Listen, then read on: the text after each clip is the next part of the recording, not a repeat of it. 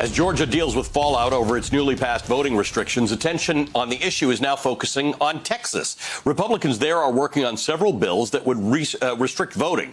Today, one was advanced out of a House committee. NBC News reports, quote, the legislation would impose criminal penalties for errors during the election process, such as making it a felony for an official to give a voter an absentee ballot application or solicit the submission of an absentee application if the voter does not request it first. Still with us, Cornell Belcher and Mark McKinnon. Mark, the Lieutenant Governor of Texas, Dan Patrick. So, you know, for people who don't know, you know this well, the Lieutenant Governor is a particularly strong position in the state of Texas. They preside over a lot of legislation.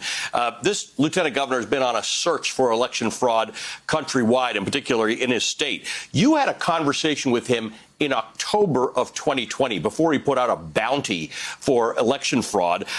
This is from the circus. I want to play a little of this, please. We had 11 days of early vote. We now have 17 days of early vote. Before, you could only turn in your ballot on election day. 17 days. You have a situation here where people are saying, you guys want to have one drop box per county. That means Loving County with 136 people gets one box, and Harris County with almost 5 million gets one box. Right. Optically, that's kind of problematic, isn't it? No. Are we going to follow laws or we're not going to follow laws? I mean, are we just going to throw all the laws out the window because of COVID? Do you think it's a good law that you have? Yeah, it's a good law, and it's been fine, and no one's ever said a word about it. Look, I don't trust the Democrats 1 inch of not trying to get every vote that they can get. That interview is aged interestingly. What was your takeaway then, and how's it changed? Well, you know, what you really have to do is draw the lens back and figure out, you know, when you get out of the weeds, you know, what is he really saying? He says he just doesn't trust Democrats because they think they're going to try and get every vote they can get. Well, what the hell's the matter with getting every vote you can get? The law that he is passing now, that Patrick and the Republicans are passing, as you noted, would make it a felony to solicit an absentee ballot application or solicit the submission of an application if the voter does not request it first. Well, in Colorado, where I live now, they mail out those applications to everybody because they want everybody to vote. What in the hell is the matter with wanting people to vote? They're making it a criminal offense to give somebody an absentee ballot if they don't request it. My view is, shouldn't we have more people voting rather than less? And by the way, Dan Patrick, the Lieutenant Governor of Texas, who presides over the Senate, after the election said that he had $1 million fund that he would reward people to give him any evidence of voter suppression. And he hasn't paid out a nickel. He hasn't had one example. And by the way, the people who said there was no voter suppression include the United States Attorney General under Donald Trump, Bob Barr, and his chief elections officer. Yeah, it's interesting. One of the claimants for that money is the Lieutenant Governor of Pennsylvania, who's found 4 instances of fraud in the state of Pennsylvania. Trump supporters voting a couple times, and he keeps claiming that money.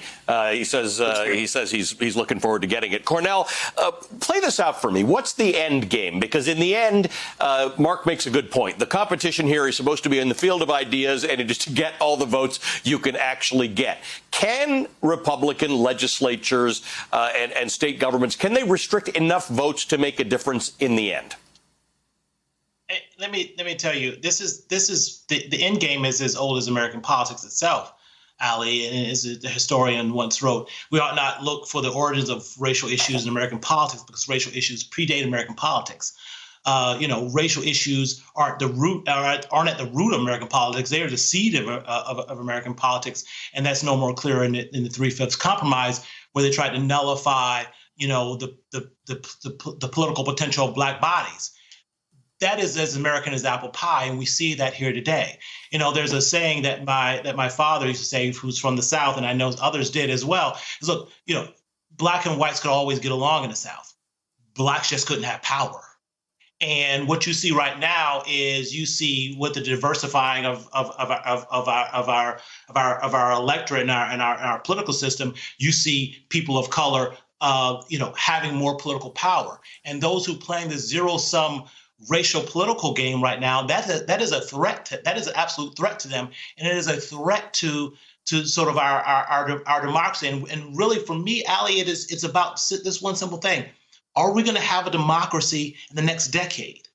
Are we going to have one person, one vote in the next decade? And I wish, Valley, that we would have Republicans who would instead of trying to block the votes of Black and brown people, come to the Black and brown communities. If you believe in a free market of ideals, come to the Black and brown communities and put your ideals on the table, and let's compete for those votes, as opposed to trying to block those votes, because that's going to lead to disaster.